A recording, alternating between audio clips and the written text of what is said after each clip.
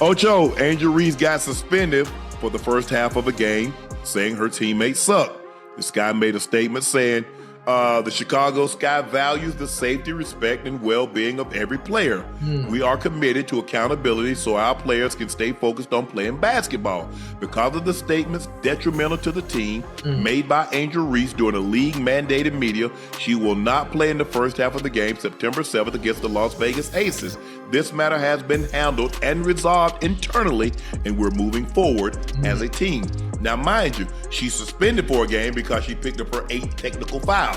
Angel Reese just got herself suspended after quitting on the Chicago Sky. Yes, you heard that right. There's no way in hell I wasn't going to talk about this because, as we know, Angel Reese earlier in the week in an interview threw her Chicago Sky teammates under a bus. It was one of the most me, selfish ass interviews I've ever heard from any athlete, trashing her very own team. Look, the Chicago Sky aren't a good team. They're not. But I will never in a million trillion years believe in publicly drowning your teammates. That should never, not ever happen. So the Chicago Sky have now suspended Angel Reese. The player once hyped as the next face of women's basketball is now making headlines for all the wrong reasons. She's frustrated, she's pointing fingers, and she just took herself out of the biggest rivalry game of the season. What an embarrassment. This is the reason I have spent the last few years referring to the WNBA as a dump. This is the reason I don't feel bad when I refer to the WNBA as a toxic turd. Not only have they damn near ruined their opportunity with Caitlin Clark, the dump diver they chose to support, the pretend basketball player they have spent the last 2 years begging you to support. They desperately want her to be accepted. They are desperate to make her a star. But here's the shocking truth. What if the biggest problem in Chicago isn't the roster Reese called out, but Angel herself? Angel Reese has officially put the Chicago Sky on notice. She told the Chicago Tribune, "Stop bringing me bums to play with. I'm not settling for the same thing we did this year. We have to get good players. We have to get great players. That wasn't a suggestion. That was a demand. She made it clear. If Chicago doesn't overhaul the roster, she doesn't want to be part of it." Girl, you're my angel. You're my darling. Angel Reese officially puts the Chicago Sky on notice. We're not doing the same thing this offseason that we did last offseason. Stop bringing me bums to play with. Stop bringing me Kia Nurses. Stop bringing me Rebecca Allens. Stop bringing me Ariel Atkins. Don't bring me Courtney Vandersloot, a champion, by the way. 2-time champion, by the way. Stop bringing me these players. I want the best of the best. But the fallout was immediate. Teammates were furious. League veterans were stunned. According to reports, a full team meeting had to be called just to handle the chaos from Reese's comments. Think about that for a second. A rookie who hasn't even proven she can dominate at the professional level caused so much division that her team had to organize damage control. That's not leadership. That's dysfunction. And the disrespect didn't stop at vague comments. Jeff P. put together a horrible team. A horrible team. He banked on a 35-year-old Courtney Vandersloot, Rachel Banham, Kia Nurse. Like, no, you gave away the number 3 pick. You gave away Sonia Citron for Ariel Atkins. The management there is really bad. Tyler Marsh looks like an awful basketball coach. He looks terrible. Reese singled out Courtney Vandersloot, a 2-time champion and one of the most respected point guards in league history. Even though Vandersloot was out with an ACL injury, Reese brushed her aside as too old and not someone the Sky could rely on. That cut deep. And of course, Angel Reese made some comments that were none too kind to a legend. Angel Reese will be lucky if she has a third of the career that Courtney Vandersloot has had. And by the way, this has only been out maybe an hour, and I'm seeing responses from Angel Reese fans. They are some of the ugliest, nastiest, ghetto thug responses. I'm going to keep it real. Responses I've ever seen in my life. Vandersloot sacrificed her own comfort to join Chicago and bring championship experience, and Reese tossed her away like yesterday's news. That move didn't just alienate Vandersloot. It insulted veterans across the league who know she's earned every ounce of respect. But here's where the irony gets painful. The Chicago front office already gave Reese exactly what she wanted. They traded away Sonia Citrone, a Rookie of the Year candidate, to bring in Ariel Atkins, an established star with championship experience. That was supposed to be the big move to elevate Reese. Angel Reese publicly calls out her teammates, publicly calls out her organization, and she has submitted a list of requests. And if these requests aren't met, if these demands aren't met, Sia wouldn't wanna be ya. Stop playing with me. Oh boy, oh boy. But instead of gratitude, she acted like nothing was ever good enough. And it didn't stop with veterans. Reese's words also cut down younger players like Haley Van Lith, who she dismissed as not capable of leading a playoff team. By the time the Tribune story hit, Reese had managed to alienate the veterans, insult the rookies, and turn herself into the common enemy in the locker room. Instead of rallying her team, she fractured it. Then came the suspension. Reese's attitude wasn't just a problem in the locker room, it showed up on the court too. She picked up her 8th technical foul of the season, earning herself an automatic 1-game suspension. And not just any game. The timing couldn't have been worse. Lads, Angel Reese is she's probably done with the Sky. Almost certainly done with the Sky. And if we're being honest, nobody's surprised about that. Like, Angel Reese is a player that you can kind of tell that isn't necessarily going to be happy with losing, and doesn't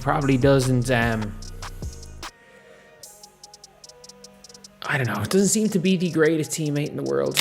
The Sky were set to face the Indiana Fever, the matchup fans had been waiting for. Angel Reese versus Caitlin Clark. The league wanted it, fans wanted it, but instead of rising to the moment, Reese took herself out of it.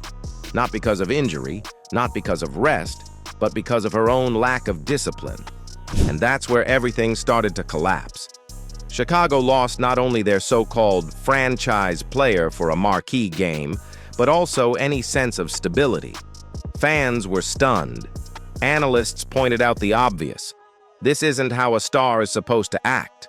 You're supposed to lift your team. You're supposed to show up when it matters. Reese did the opposite. Now let's look at the numbers. On paper, Reese's stats seem solid. 14 to 15 points a game with double-digit rebounds. But dig deeper and you see the cracks. Despite missing weeks with injury, she still led the entire WNBA in turnovers. That's not dominance. That's reckless play. 20% of her shots inside the paint get blocked. She racks up technical fouls like they're highlights. And when she's off the floor, the Sky actually look better. The ball moves cleaner, the defense tightens up, and the team often plays with more energy. That's the opposite of what a franchise cornerstone is supposed to provide. So let's ask the hard question. Is Angel Reese the WNBA's biggest hoax? The player hyped as a generational star is now looking more like a liability than a leader. Instead of building a championship foundation, she's dragging her team into chaos. Meanwhile, let's talk about the player everyone compares her to, Caitlin Clark.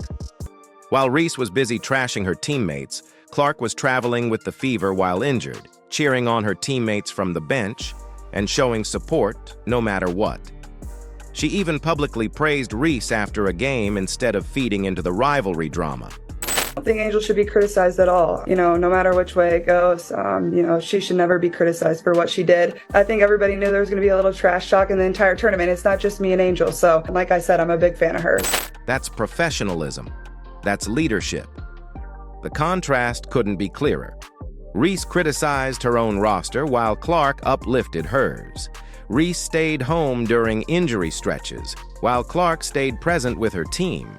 Reese picked up technical fouls and suspensions, while Clark set an example by keeping her composure in the most intense spotlight the WNBA has ever seen. And that's why Indiana is thriving while Chicago is falling apart. With Clark on the floor, Aaliyah Boston looks like a superstar. Kelsey Mitchell is thriving.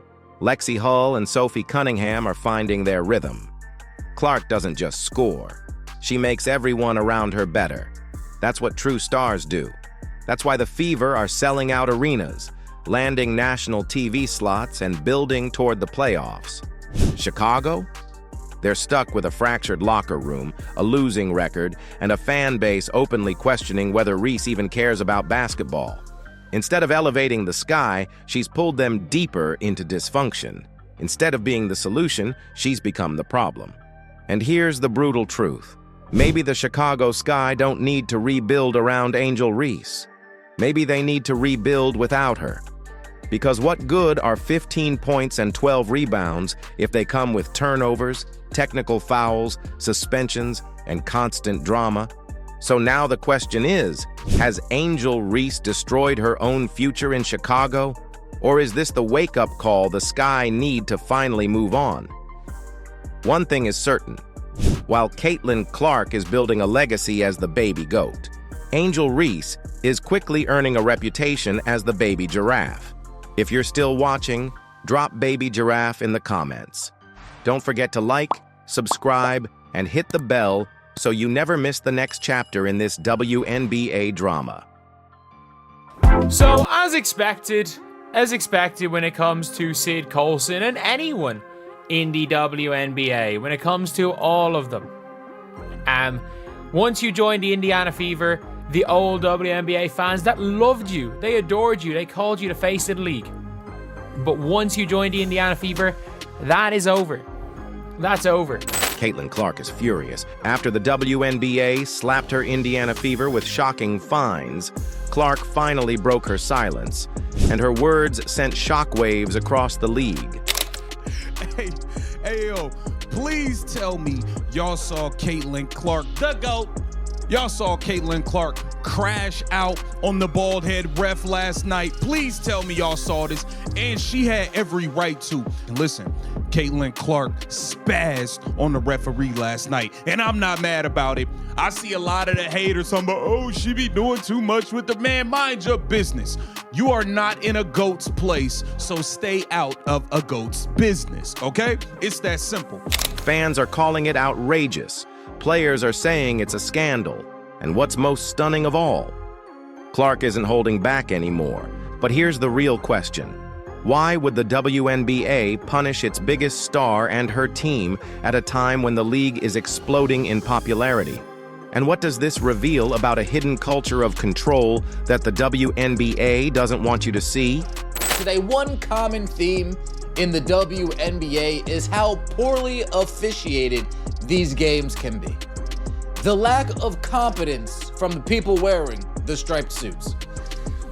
Every time I watch a WNBA game, a thought crosses my mind when it comes to the officials, and that thought is, how much money do you have on this game? What prop bet did you place prior to suiting up tonight? What's the over/under, and are you concerned with a specific outcome? The officials in the WNBA, yes, they're incompetent, yes, they're trash, but it always seems like there's some shady, they're so bad and so incompetent, it seems like there's shady business taking place behind the scenes. It all began during a heated matchup between the Indiana Fever and the Los Angeles Sparks. On the surface, it was just another game on the schedule, but the tension on the court told a very different story. Kelsey Mitchell, known for relentlessly attacking the basket, was hammered on drive after drive. Defenders grabbed her, shoved her, even yanked her midair. The crowd saw it. The commentators saw it. The fever bench saw it. But the one group that refused to see it? The referees. The officiating was awful last night. I don't know what was going on in that Los Angeles Sparks Indiana Fever game, but the officiating was flat out trash. The LA Sparks got every single call imaginable, and it was just noticeable, to the point you got Caitlin Clark running on the floor ready to crash out on a ref in the middle of the game, to the point where it's obvious. It's like the fix was in. The fix was completely in. So the WNBA needs to do something about this. Kathy Engelberg, you need to get a hold of what's going on here. The officiating Kelsey Mitchell getting knocked around like a damn pinball, shoots 4 free throws. As the no calls piled up, frustration boiled over. An injured Caitlin Clark, forced to watch from the sidelines, leapt to her feet and screamed, "Call it! Call it!" Now, just because Caitlin Clark's not playing doesn't mean she's not paying close attention to some of these referees when she's on the bench. And last night against the Los Angeles Sparks, she let my guy Agon Abazi, yeah, that's right, I know this guy's first name and last name. Angela Suffron, I know your first name and last name too. The fact I know these officials by name, that's a little bit concerning within itself. Let's take a look at Caitlin Clark crashing out at a WNBA referee. What's new?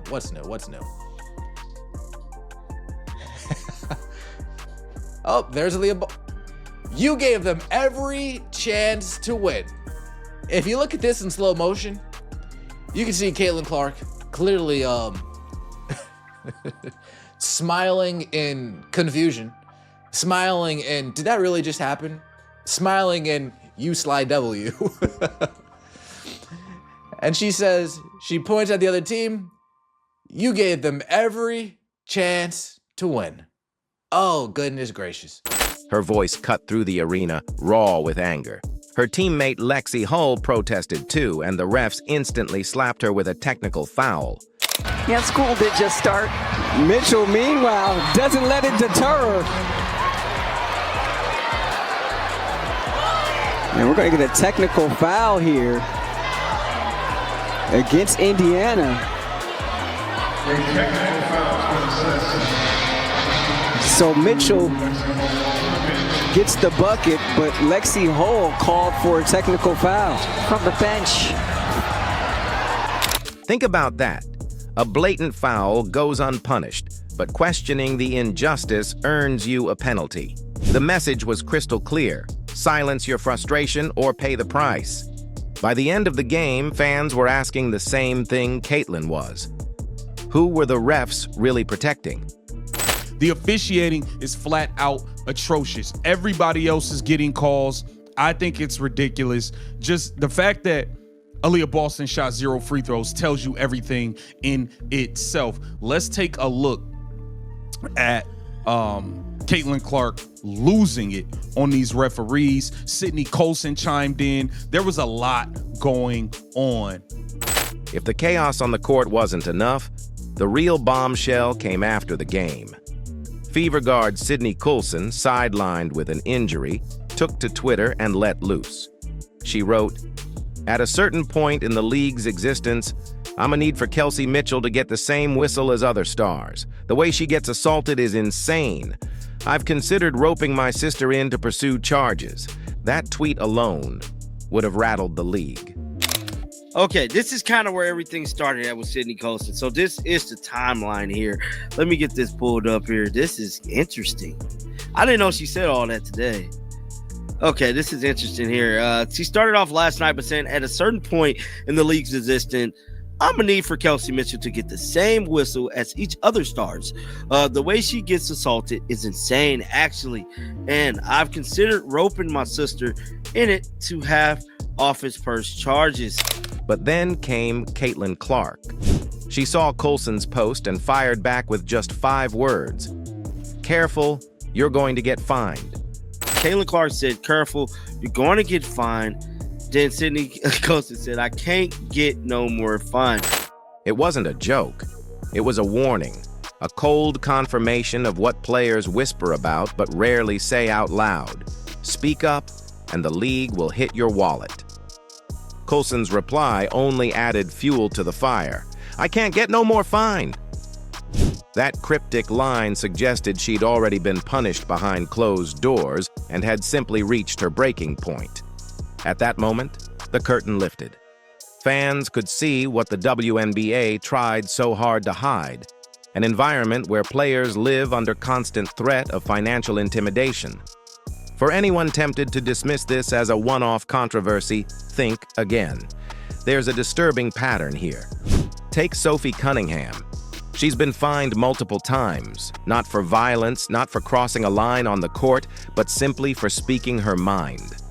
One fine came after she posted a TikTok joking about referees being incompetent. Another came when she discussed officiating inconsistencies on her own podcast. And the most damning? A fine for pointing out how rookie Paige Buchers was getting every whistle, while Fever guards like Mitchell and Clark were being mauled with no calls. Even Fever head coach Stephanie White has been fined for calling the officiating egregious. When coaches, players, and even stars like Clark all say the same thing, it's no longer coincidence. It's culture, and the numbers prove it. This season, Caitlin Clark has been the target of an unbelievable 17% of all flagrant fouls in the entire WNBA. One player, one rookie, absorbing nearly 1/5 of the league's most dangerous plays. If this happened in any other workplace, there'd be an investigation. In the WNBA, it's just part of the game. But here's where the WNBA may have made its biggest mistake. They underestimated Caitlin Clark's fan base. The moment Clark warned Coulson about fines, fans flooded social media offering to pay those fines themselves. Then Lynn Dunn chimed in on this. So Lynn Dunn stated this right here. So Lynn Dunn stated, "Agree, I will help pay the fine." So that's what Lynn Dunn stated yesterday about the fines. And Caitlin Clark said, "Love it. Everyone listen to Lynn." The movement grew even louder when Lynn Dunn, a respected former executive, tweeted she would personally chip in to cover costs. Suddenly, it wasn't just players versus the league, it was players plus an army of fans against a system of silence. The league's attempt to control the narrative backfired spectacularly. Instead of crushing dissent, they ignited it. Instead of silencing players, they amplified them.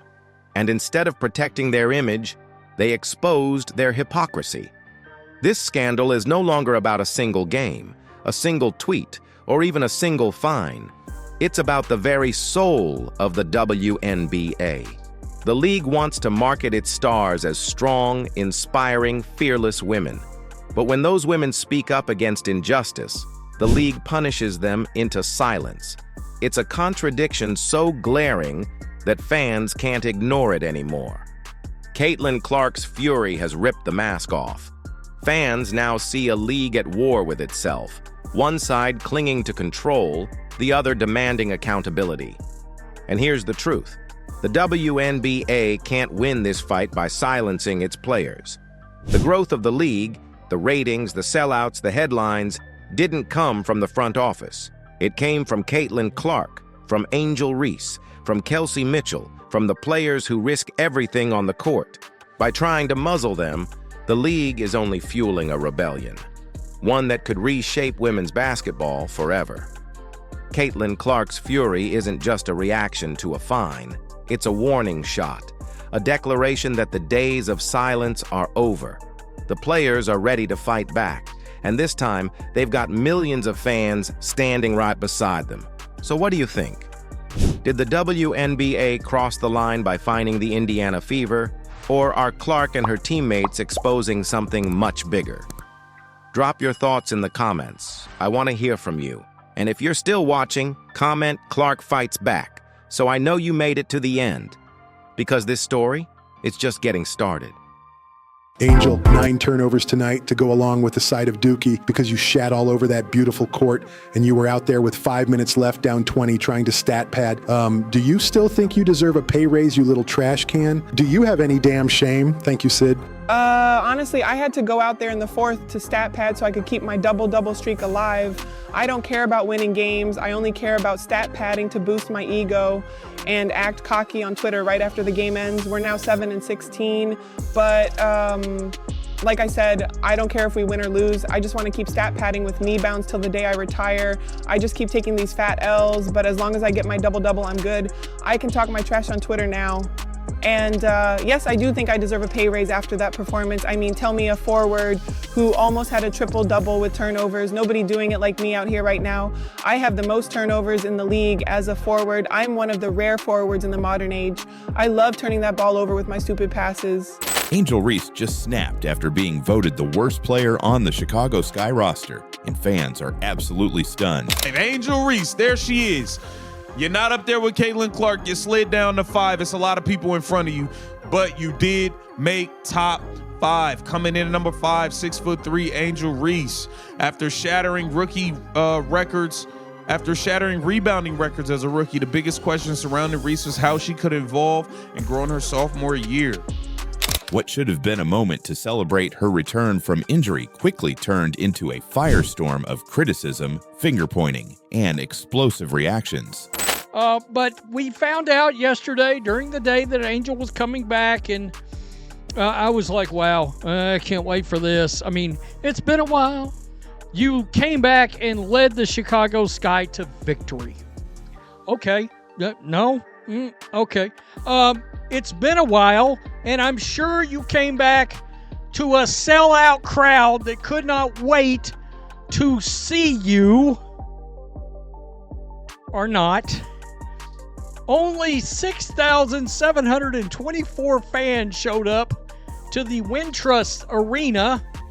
Yeah, it holds about 9,500 fans, so we're talking roughly 3,000 fans away from being sold out to see the return of Angel Reese and the defeat of the Chicago Sky against the Storm. But this story isn't just about one poll. It's about how Angel's every move has become a lightning rod for controversy, how she's being compared to Caitlin Clark at every turn, and why her fiery response has the entire WNBA talking. You see, the Aces in the Sky pulled in 1.2 million viewers to watch Angel versus Asia. And this was last year. And you want to know why this game pulled in 1.2 million viewers? By the way, it peaked above 2 million because it overlapped with a Caitlin Clark game a year ago, and it went on too long. So let's just say, hypothetical. I don't remember what the exact time was, but let's just say it's meant to start at this is a 5 Eastern time game, and Caitlin's game is a 7 Eastern time game. They were on the same network. It was a double header, and the game went from 5 to like 7:15, and people started watching a 7. And people started watching a 7 because it peaked like at 2 million. The peak was huge. Let's rewind for a second. Angel Reese has never been a quiet figure in women's basketball. She thrives on energy. She feeds off the spotlight, and she's already built a reputation as one of the most polarizing stars in the league. But even by her standards, this latest controversy hit like a bomb. A shout out to Angel Reese. Angel Reese is just a workaholic. She just gets down to business. And I love that attitude of hers. What? Excuse me? Let me make sure I'm understanding you correctly. WNBA media is so desperate to make Angel Reese a huge star.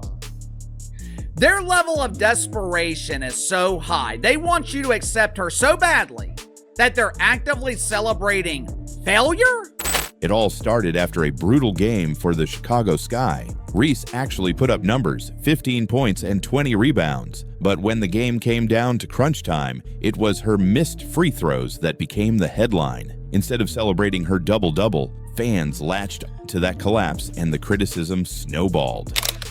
You definitely balled, but we got to get to this controversy. She choked the game away at the free throw line, and the fans are blaming Tyler Marsh. We got some controversy going on. We got all the Sky fans crashing out. They crashing out, blaming the coach because Angel Reese missed a free throw at the end of a game. Let's take a look at what's going on. We have Chicago Sky fans blaming Tyler Marsh for Angel Reese missing a free throw at the end of this game to keep the Chicago Sky within striking distance versus the Phoenix Mercury. She asked, do I miss this free throw or do I make it? The fans are saying that Tyler Marsh told her to miss this free throw. Tyler Marsh said the complete opposite. He threw her all the way under the bus. By the end of the night, one ranking went viral. Angel Reese had been voted the worst player on the Chicago Sky roster. Think about that. A player who grabbed 20 rebounds, who hustled on both ends, suddenly labeled the weakest link. And that's when the drama exploded. Sky fans didn't take it quietly. Some rushed to her defense, blaming Coach Tyler Marsh for putting her in the wrong spots. We had Sky fans in the comments talking about fire Tyler Marsh. He told her to miss the free throw. That's why she missed it. Hey, the Sky fans, man, y'all are bogus. Y'all are bogus. How y'all gonna blame Tyler Marsh because she missed the free throw to end the game? How y'all gonna blame him for that? Come on, man. Tyler Marsh said, no, I will not let y'all blame me for this one. Oh, hell no. He said, I'm tired of this shit. Others pointed to the team's rotations, saying she's not being used properly in pick-and-roll plays. One stat list showed Reese nearly at the bottom for front-court pick-and-roll attempts, fueling arguments that she's being underutilized. But critics weren't buying it. They argued that Reese had the ball in her hands plenty of times and simply failed to deliver. The narrative shifted fast, from future of the Sky to face of excuses. And then came the comparisons, the ones Angel Reese can never seem to escape. While she was fumbling free throws and sparking Twitter meltdowns, Caitlin Clark was out there draining deep threes, shattering attendance records, and redefining what star power looks like in the WNBA. It was like a split-screen highlight reel, Clark turning arenas electric while Reese turned crunch time into blooper reels. The contrast couldn't have been sharper. On one side, Clark's impact was measurable, undeniable, and historic. On the other, Reese's supporters scrambled to inflate numbers, blame coaches, or even accuse referees of bias. Some fans insisted that the media had it out for Reese, that broadcasters were unfair, that the league itself was conspiring to push Caitlin Clark as the face of the WNBA. And that's when things turned from defensive to downright bizarre. Social media threads started claiming Reese's games were pulling bigger ratings than NFL broadcasts. Others swore the WNBA was hiding her true numbers. The conspiracy theories piled up faster than her rebounds. But the truth is, those claims don't hold up. Caitlin Clark's numbers are real. ESPN relocates games to bigger arenas when she plays. Resale tickets spike. Broadcasts surge in ratings. Reese's fan base spinning fake stats only made her look weaker, not stronger. At the same time, her teammates weren't spared either. Some Sky fans turned on the roster itself, accusing players of not giving Reese enough help, not setting her up, not protecting her. Others flat out blamed the franchise for being in freefall. The excuses became endless. One day it was coaching, the next it was teammates, then the refs, then the media. Everything except Angel Reese herself. But here's the irony. Angel doesn't need those excuses. She's a good player. She's tough. She's charismatic.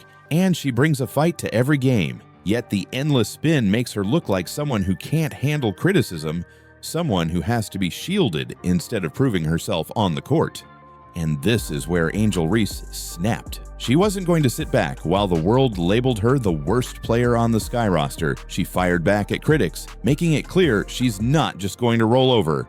Her fiery response wasn't polished PR talk. It was raw, emotional, and defiant. She made headlines not for stats this time, but for her refusal to stay silent. That's the climax of this saga. The poll may have stung, the criticism may have felt unfair, but Reese isn't letting herself get defined by one ranking.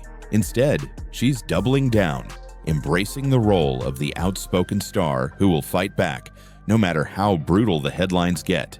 But here's the reality. Until she consistently delivers in those clutch moments, this worst player narrative is going to follow her. Fans and critics alike will keep holding her up against Caitlin Clark, and every missed free throw or turnover will be magnified under that spotlight. Still, one thing is undeniable. Angel Reese keeps the WNBA in the headlines. Whether you love her or hate her, whether you think she's overhyped or unfairly targeted, her name is sparking conversation, driving debates, and keeping fans locked in. That, in itself, is power. So what do you think? Was Angel Reese unfairly voted the worst player on the Sky roster, or does the criticism actually hold weight? Drop your thoughts in the comments. I'll be reading them. And if you're still watching, type Reese Drama in the comments so I know you made it to the end.